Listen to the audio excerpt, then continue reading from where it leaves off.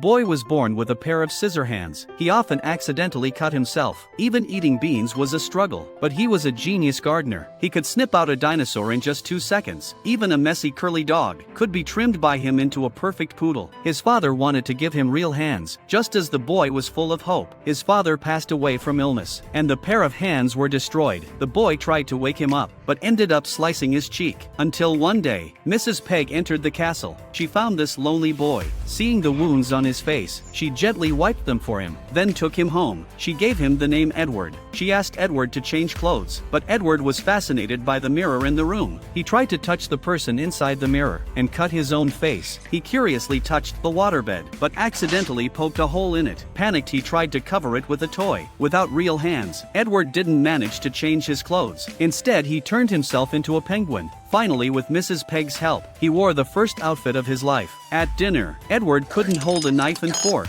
He couldn't even get the beans into his mouth. Luckily, the family didn't mind at all. When the girl came home, she was startled. She quickly called for help, but everyone else was already used to him. Mr. Peg stopped Edward from leaving, and they got to know each other again.